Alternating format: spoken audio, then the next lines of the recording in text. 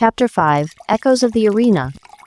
The transition from virtual death to fluorescent reality left Vance hollow as a cracked bell, the sudden absence of Covenant's weight pressing against him like atmospheric decompression. His modest apartment in Subscriber District 3 felt absurdly large after the intimate dangers of shadow-haunted ruins, 1,200 square feet, stretching like an empty cathedral where moments before he'd fought for survival in spaces measured by sword reach and death's proximity. The silence pressed against his ears with physical weight, a vacuum where battle sounds had thundered heartbeats ago. Steel against shadow. A lax crossbow singing its deadly songs. The Void Hunter's death scream echoing off obsidian cliffs until even the stones remembered violence.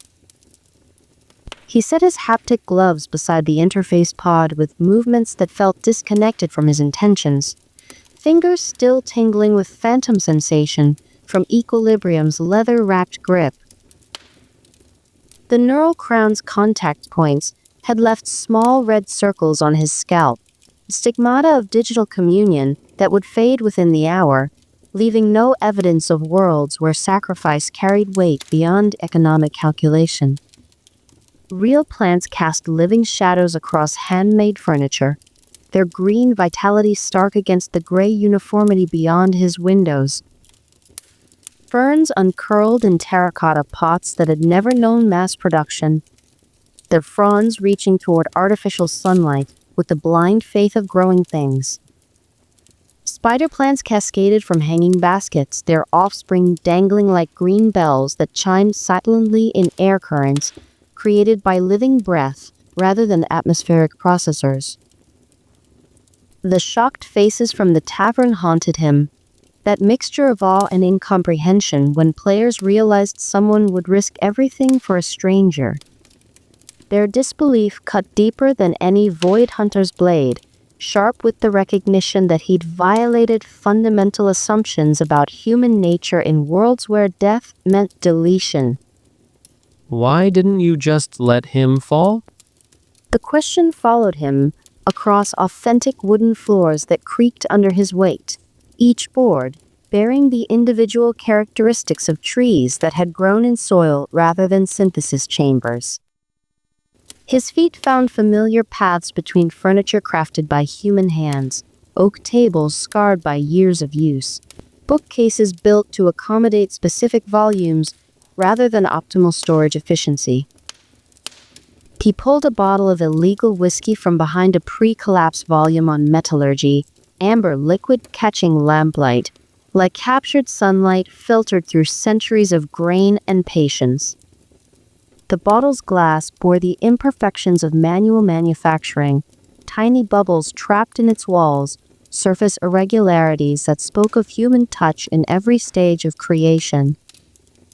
The first sip burned honest fire down his throat, alcohol-carrying flavors that had never known synthetic enhancement or algorithmic optimization. Smoke and oak, caramel born from actual sugar, transformed by actual fire. The complexity made his tongue remember what taste meant when separated from nutrition delivery systems, designed for efficiency rather than pleasure. Outside his reinforced windows, District 3's industrial towers hummed with AI efficiency that never paused for breath or doubt. Every light pulsed in coordinated patterns, every transport followed predetermined routes, every cubic meter of recycled air calibrated to optimal parameters by systems that had forgotten the value of variation. The city's mechanical heartbeat provided constant rhythm, a metronome marking time in increments too precise for human comfort. Inside his carefully crafted rebellion, Vance watered plants that served no algorithmic purpose beyond the radical act of growing for growth's sake. He opened windows that cycled real air instead of processed atmosphere, letting night breezes carry scents of distant growing things that survived in forgotten corners where automation hadn't penetrated. Different. The word had followed him from Death Runner's concrete and blood, to Covenant's digital battlefields, a label that marked him as something outside normal calculation. Different enough that other players stared when he chose sacrifice over self-preservation. Different enough that their incomprehension felt like a familiar wound. Recognition of fundamental disconnection between his values and the world's expectations. In Death Runner, difference had been survival advantage, the willingness to act when others hesitated, to choose collective success over individual preservation. Here it felt like archaeology of extinct virtues, behaviors that made sense only to those who remembered when cooperation meant more than economic transaction. He settled into his reading chair, oak shaped by hands that understood how human bodies wanted to rest, wood that had grown in forests that preceded algorithmic forestry. The cushions molded to his frame with the patience of materials that aged rather than degraded, leather that bore the marks of countless evenings spent processing the mathematics of survival.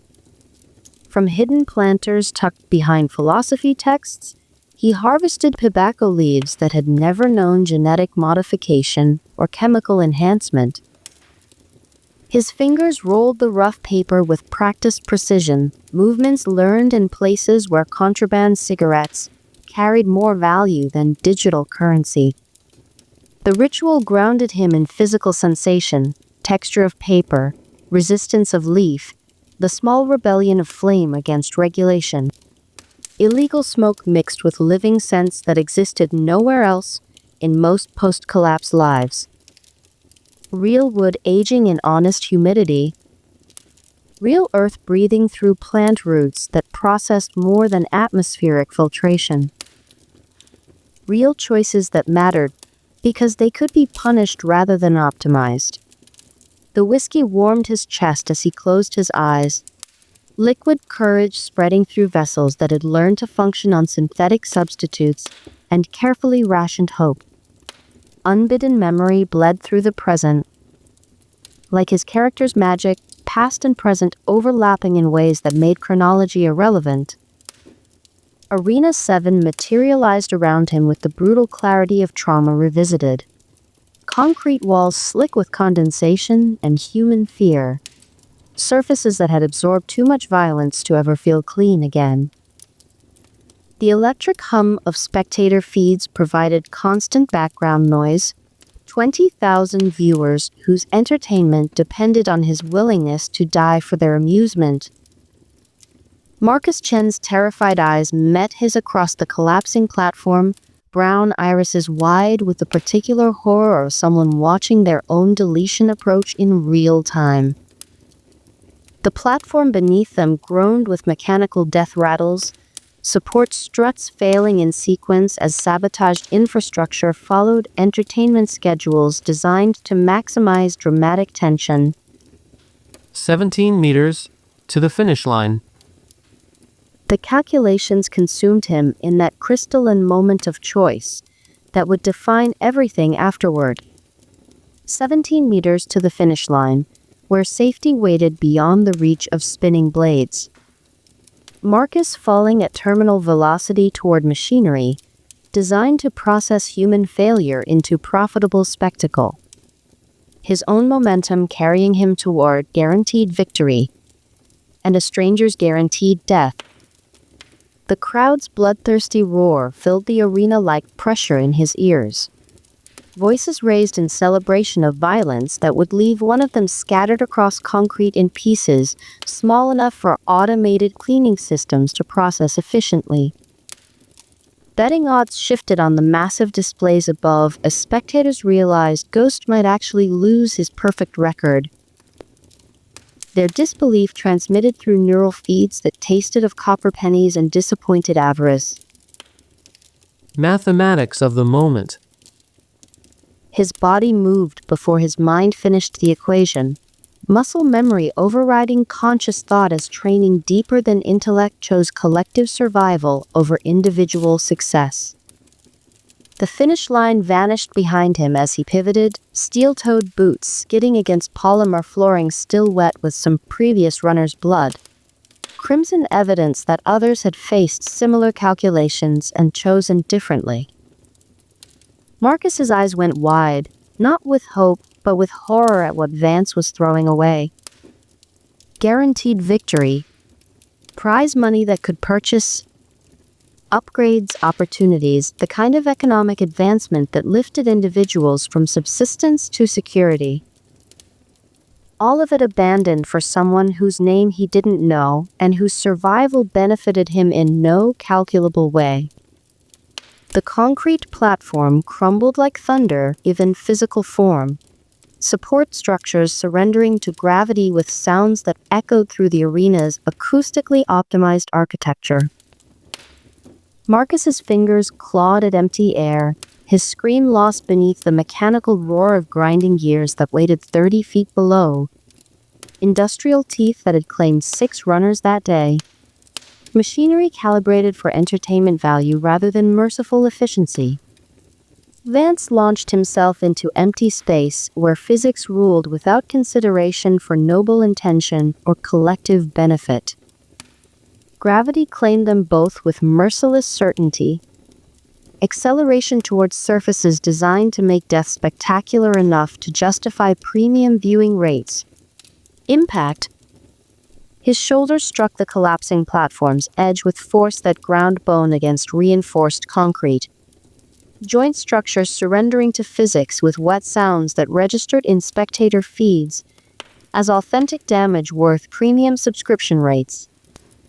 Sparks showered from damaged machinery as his ribs folded inward with cracks that echoed through the sudden, stunned silence of 20,000 spectators, whose entertainment had transformed into something they hadn't purchased tickets to witness. Marcus's desperate grip nearly dislocated Vance's already shattered shoulder, their combined weight dragging them toward the grinders that waited with infinite patience.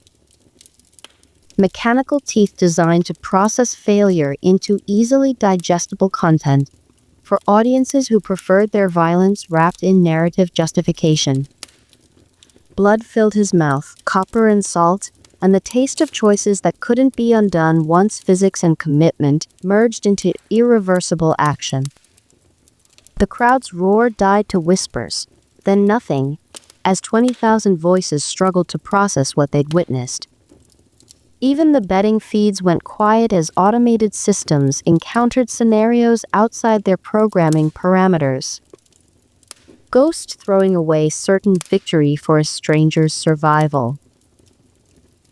Mathematics that made no sense to algorithms designed to optimize individual achievement rather than collective preservation. Marcus's whispered, "Why?" came through swollen lips in the medical bay hours later, voice carrying the hollow tone of someone whose world had been redefined by another's incomprehensible choice. But Vance had no answer that would make sense to someone who hadn't felt the weight of another person's life, outweighing the mathematics of self-preservation. Someone had to. Those words had defined everything that followed. The buyout offer that came 3 days later, delivered by executives who needed Ghost to disappear, before other runners started believing solidarity mattered more than survival. Money that purchased his exit from systems designed to turn human desperation into profitable entertainment. The investment in agri-tech protein solutions that provided subscriber status without requiring continued participation in economy of orchestrated death.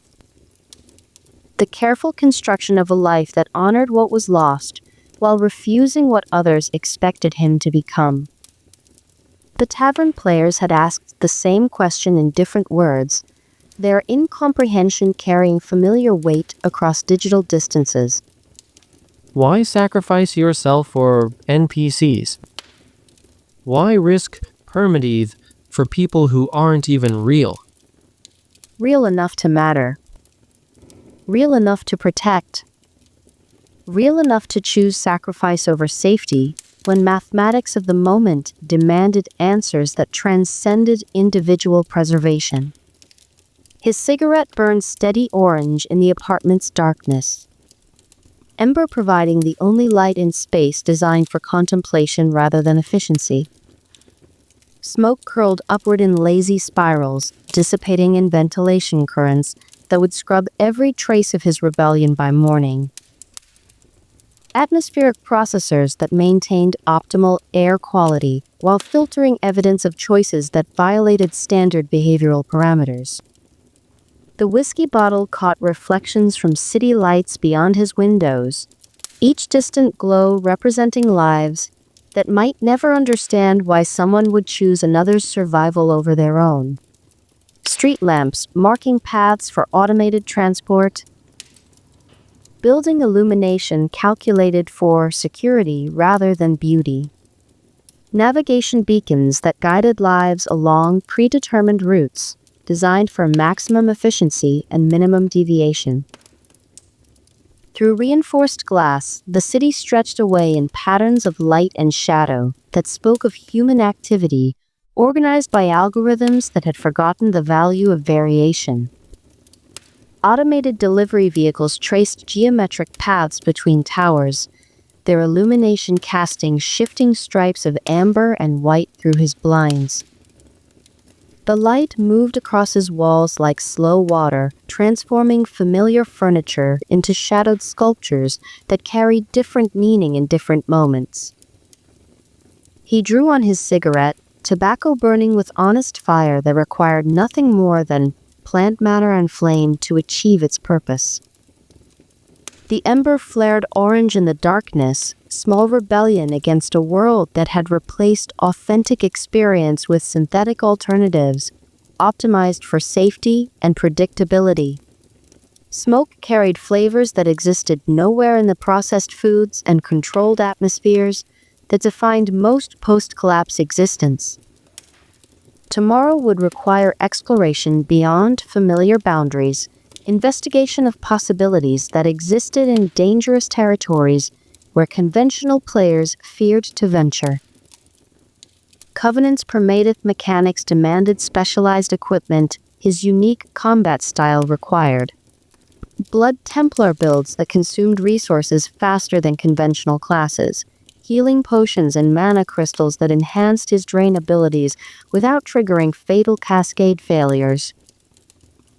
Standard merchants sold standard gear designed for standard tactics that prioritized self-preservation over mutual aid.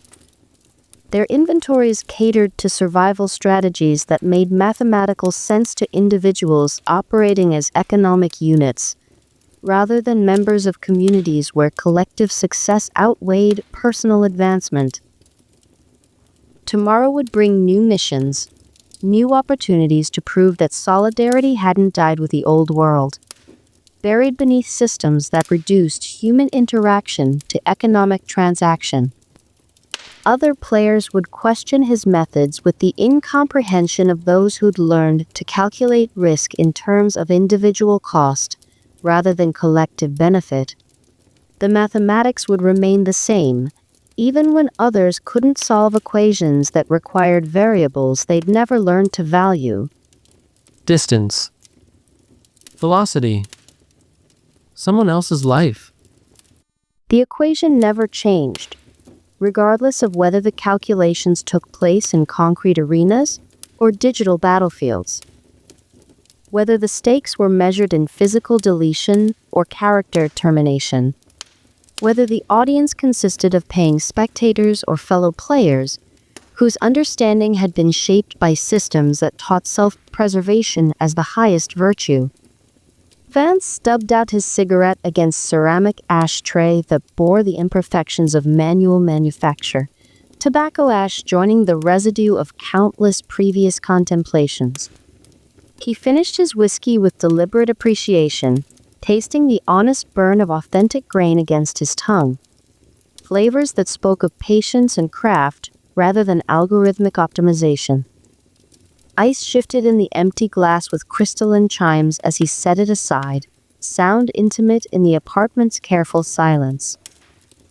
Sleep would come eventually, carrying dreams of concrete and blood and digital battlefields, where sacrifice still mattered to those willing to pay prices that couldn't be calculated in purely economic terms. The city hummed beyond his windows with the mechanical heartbeat of countless lives, organized by algorithms that prioritized efficiency over connection, optimization over meaning. Automated systems that had learned to process human behavior as data streams rather than expressions of values that transcended individual preservation. But in the space between virtual worlds, surrounded by artifacts of human craftsmanship that served no purpose beyond the radical act of existing for their own sake, Vance had carved out something different. Something that honored choices made in arenas where other people's lives mattered more than personal advancement. Something real enough to matter. Real enough to protect. Real enough to defend when systems tried to reduce it to economic calculation or algorithmic optimization. The bottle caught one last reflection from distant lights before darkness claimed his carefully authentic rebellion against a world that had forgotten the weight of sacrifice. Forgotten that some equations required variables that couldn't be quantified in terms of individual cost and benefit. In the morning, he would return to Covenant, where choices carried permanent consequences and solidarity meant more than economic transaction. Where sacrifice could be measured in health percentages, sacrifice for another's survival rather than prize, money abandoned for abstract principle. Where someone still had to choose when mathematics of the moment demanded answers that transcended self-preservation, and where the equation never changed, even when the world forgot how to solve it. Chapter 6: Seeking Enhancement. The morning sun slanted through canvas awnings like molten copper poured between worlds, casting fractured shadows that danced across Blackridge's market square in patterns that spoke of lives intersecting and diverging with a rhythm of honest commerce. Vance moved between the stalls with measured steps that betrayed nothing of the desperate purpose, driving his search, equilibrium's familiar weight pressing against his spine like a promise waiting to be fulfilled. The air hummed with commerce that carried scents of distant places, spiced oils from southern ports, leather-cured in methods passed down through generations, metal still warm from forges that had never known mass production. Voices haggled over prices in languages that mixed common trade tongue with regional dialects, creating a symphony of human need meeting human craft in transactions that reduced to mathematics but somehow retained meaning.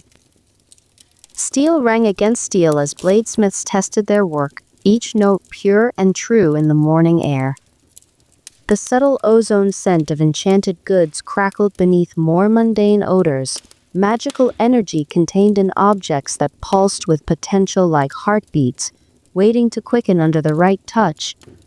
He stopped at the first weapon shop, where polished armor gleamed from wooden racks worn smooth by countless hands, seeking protection against a world that offered none freely. Chainmail caught sunlight in patterns that spoke of patient craftsmanship, each link shaped and fitted by smiths who understood that survival depended on details too small for casual observation. The vendor looked up from sharpening a blade, his movements carrying the particular rhythm of someone whose hands had shaped metal since childhood. Stocky frames spoke of years spent working forges that demanded strength and endurance in equal measure.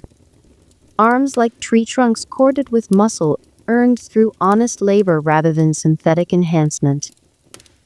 Help you. Vance lifted equilibrium from its sheath with movements that spoke of familiarity born from countless hours of practice. The massive greatsword emerged into daylight like a sleeping predator awakening, its crimson runes dormant but somehow expectant, steel that had tasted blood and found it good. Weight that would have staggered lesser warriors felt perfectly balanced in his grip. Extension of will made manifest in folded steel and deadly intent. Need enhancement. Sacrifice mechanics. The vendor's eyes widened slightly at the weapon's distinctive design, gaze taking in details that spoke to its uncommon nature. Blood Templars were rare enough that most smiths encountered the class only in stories told by those fortunate enough to survive their presence on battlefields where conventional tactics meant deletion. Blood Templar. Not a question, but recognition waited with the particular respect reserved for those willing to dance on edges sharp enough to cut souls. That's dangerous work, friend. Most folks don't. I know what it is. The smith's calloused hands hovered over his standard enchantment stones, with movements that spoke of uncertainty masquerading as professional assessment. Basic amplifiers glittered like captured starlight in velvet-lined cases, simple durability charms that pulsed with energies designed for straightforward enhancement rather than the complex flows that defined sacrifice magic. Common tools for common builds. Safe magic for safe players who measured risk in terms that made mathematical sense, rather than requiring variables that couldn't be quantified. He shook his head slowly, weathered features creasing with something that might have been regret. Nothing here'll work with those mechanics. Too volatile. One wrong calibration and... He gestured helplessly toward his shop, implications hanging in the air like smoke from fires that consumed more than just material goods. Vance nodded once and moved on, boots finding familiar rhythms on stones worn smooth by generations of merchants and customers whose needs had shaped Blackridge's commercial Hart into something that served community rather than algorithm. The pattern repeated at the next stall, then the next, each interaction following scripts that spoke to fundamental limitations rather than lack of desire to help. Vendors examined equilibrium with the same mixture of fascination and unease, recognition of craftsmanship that transcended normal parameters, coupled with professional understanding of their own limitations.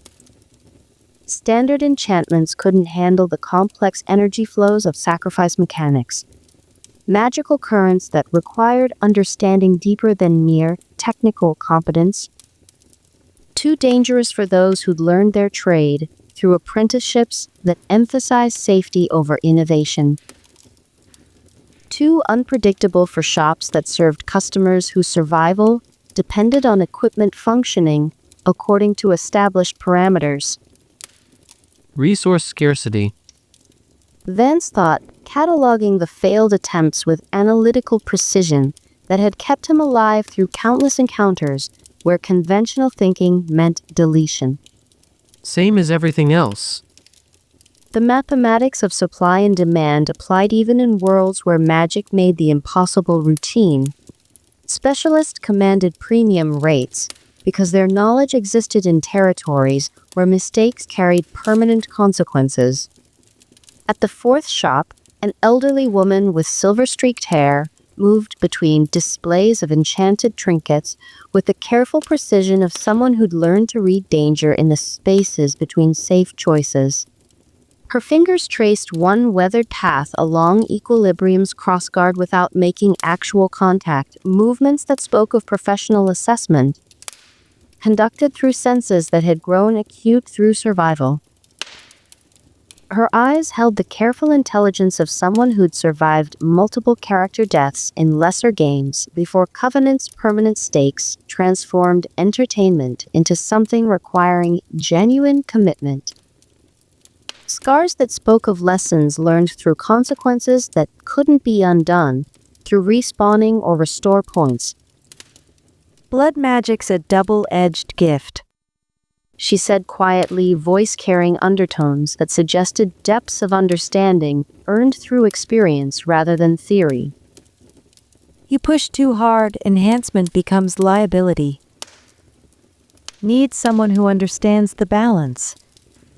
Vance waited with the patience of someone who'd learned that rushing toward answers often led away from solutions, letting silence create space for information that wouldn't emerge under pressure. Tower on the hill. Sorceress name of Nyeri. The woman's voice dropped lower, words taking on weight that suggested knowledge passed between those who understood that some information carried prices beyond simple economic exchange. Heard she works with unusual builds. But warning her services come dear and she don't suffer fools. Cost? More than coin. The woman's gaze sharpened with assessment that felt like blades testing armor for weak points. Information. Demonstration. Proof you won't waste her time. She gestured toward the distant crystalline spire visible above Black Ridge's roof lines, structure that caught morning light and transformed it into something that hurt to look at directly. The tower stood longer than the settlement. Some say she built it herself. Others claim it was here when the first players arrived. Vance studied the distant structure, its faceted walls catching light like captured starfire that pulsed with rhythms too complex for mortal understanding. Something about it pulled at his awareness, the same instinct that had kept him alive through 12 Death Runner courses, where hesitation meant deletion and survival, required reading threats that existed in frequencies below conscious recognition. Thanks. Don't thank me yet. The woman returned to her work with movements that spoke of conversations concluded according to terms she'd set rather than customer demands. Nyeri's got standards. High ones. The warning carried weight that suggested experience earned through consequences that extended beyond simple disappointment. In Covenant's permanent deletion environment, wasting powerful NPCs time could result in blacklisting that made progression impossible regardless of skill or determination. Vance left the market square behind, following whispered directions toward taverns where veteran players gathered to share information that carried value beyond simple entertainment. In worlds where death meant deletion, knowledge became currency that could purchase survival for those willing to pay prices that transcended economic calculation. The Copper Cup sat tucked away from main thoroughfares like a secret shared between those who understood that the most valuable information existed in territories where casual observers wouldn't think to look. Its entrance bore twin crystal sconces that cast steady, warm light without the flicker that marked cheaper magical illumination. Details that spoke to establishment catering to clientele who expected quality in forms that mattered. Inside, hushed conversations replaced the market's chaos with something that felt more like library than tavern. Voices pitched at levels that suggested information being traded rather than simple socialization. Veteran players hunched over scarred wooden tables, maps and equipment guides spread between steaming mugs that released steam-carrying scents of distant places and careful preparation. The atmosphere hummed with tension that spoke to permanent consequences. Every discussion weighted with understanding that wrong information could lead to character deletion for those who trusted advice that proved inadequate when tested against Covenant's unforgiving mechanics.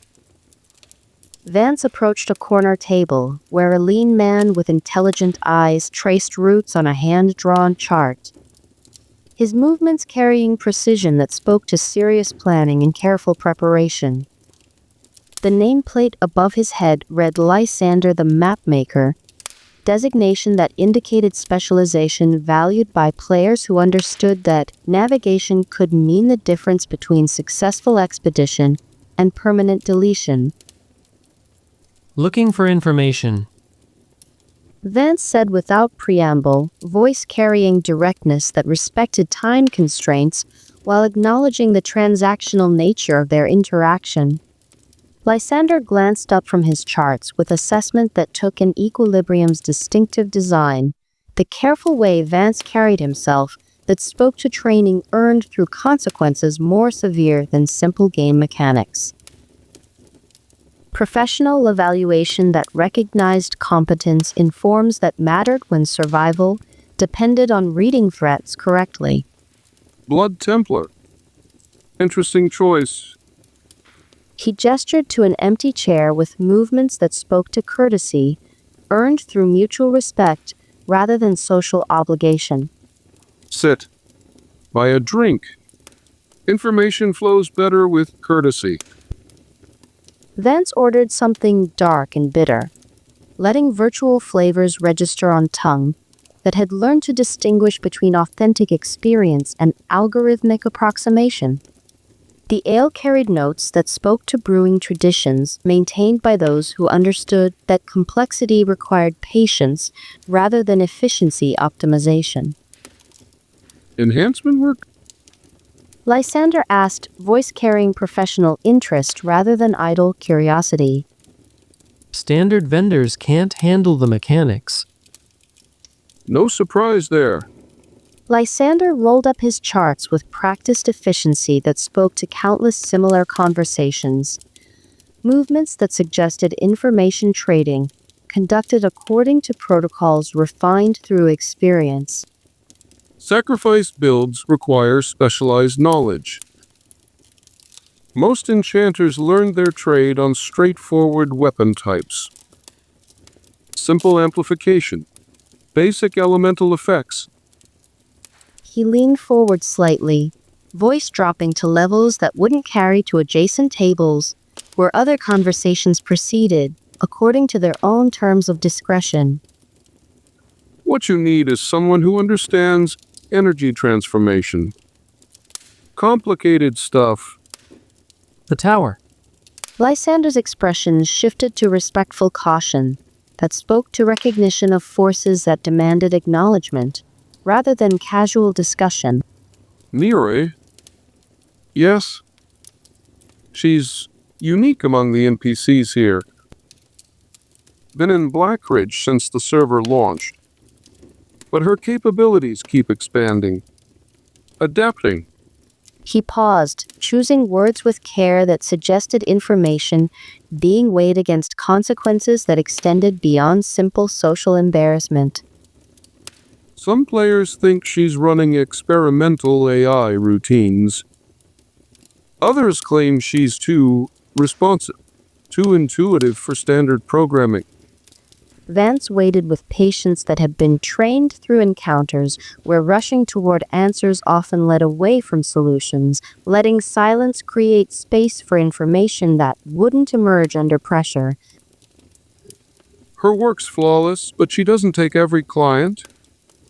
Seen players with full guild backing get turned away because they couldn't demonstrate genuine understanding of their builds.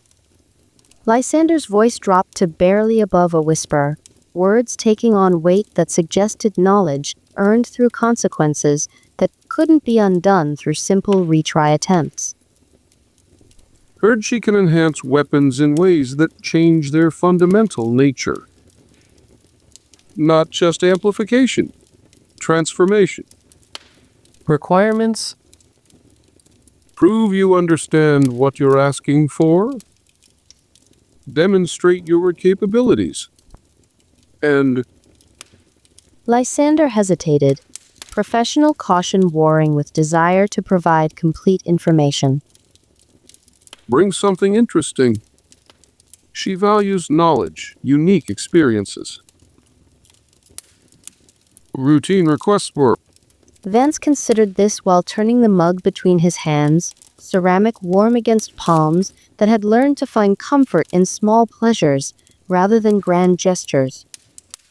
In Death Runner, the most dangerous opportunities had always demanded the highest stakes, pattern that seemed to translate across worlds where authentic achievement required prices that couldn't be paid through simple economic transaction. Warning, Lysander continued, voice carrying weight that suggested experience earned through consequences that extended beyond simple disappointment. players who waste her time find themselves unwelcome in Blackridge. Not banned exactly, but opportunities dry up. Information stops flowing. Make sure you're ready before you approach. The threat carried implications that spoke to communities where reputation mattered more than individual achievement, where social connections could determine whether progression remained possible, regardless of personal skill or determination.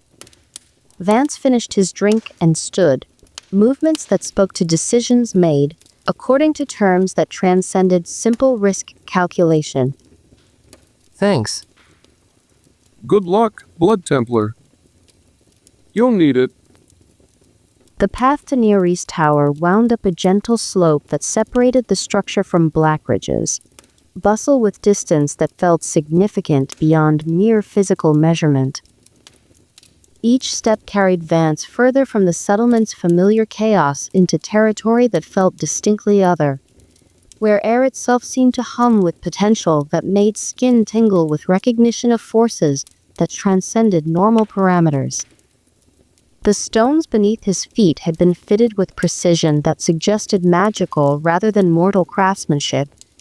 No gaps, no unevenness, each piece flowing seamlessly into the next with perfection that spoke to understanding of structural principles that went beyond simple engineering. Every joint had been sealed with materials that pulsed with their own inner light, creating pathways that seemed to guide rather than simply accommodate foot traffic. The tower itself defied easy description, crystalline walls rising in graceful spiral that seemed to grow from the earth rather than being constructed upon it. Faceted surfaces caught and refracted light in patterns that hurt to follow too closely, creating optical effects that suggested geometry, operating according to principles that existed beyond three-dimensional space. Ancient sigils traced the structure's length in spiraling configurations that seemed to shift when observed peripherally, symbols that pulsed with energy that made the air itself vibrate in frequencies felt rather than heard.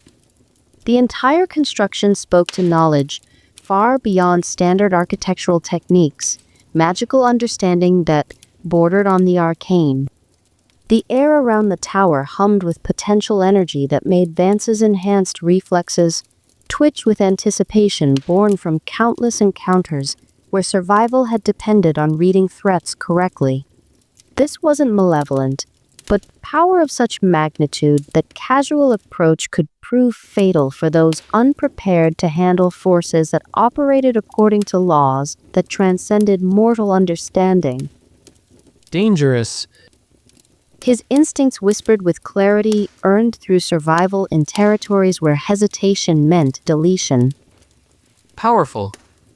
He approached with the same careful respect he'd learned on Deathrunner starting blocks, acknowledging the threat while maintaining forward momentum, recognizing that retreat often proved more dangerous than advance when facing forces that demanded acknowledgement rather than avoidance.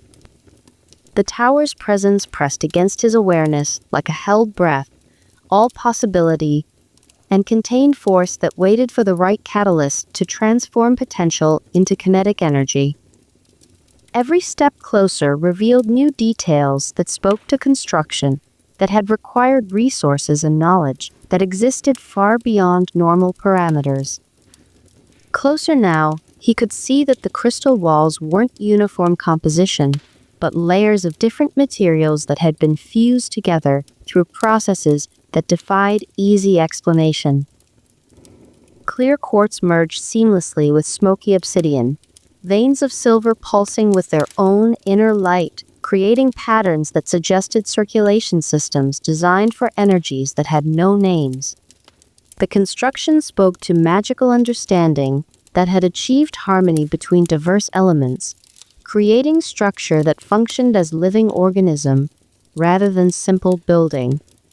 Each component served purposes that went beyond mechanical function, contributing to whole that exceeded the sum of its constituent parts. The entrance stood 20 feet tall, carved from single piece of midnight blue crystal that seemed to absorb light rather than reflecting it. No visible handles or locks marked its surface, But as Vance approached, subtle vibrations ran through the stone beneath his feet, with rhythms that spoke to assessment being conducted through senses that operated beyond normal perception. The tower was evaluating him, measuring something that went beyond simple proximity or stated intention. Every step triggered responses that suggested intelligence, operating according to parameters that included factors invisible to casual observation. He stopped 3 paces from the door and waited, understanding that some thresholds required invitation rather than assumption of welcome. The crystal responded with soft chime that seemed to emanate from the air itself, rather than any physical source, harmonics layering beneath the primary tone and patterns that spoke to welcome, weighted with assessment. Invitation tinged with warning that suggested opportunity, balanced against consequence for those unprepared to meet standards that couldn't be faked through simple performance. The sound faded slowly, leaving silence that felt pregnant with possibility, rather than simple absence of noise. One chance. Vance thought, echoing Lysander's warnings while understanding that authentic opportunity always came with prices that couldn't be negotiated. Make it count.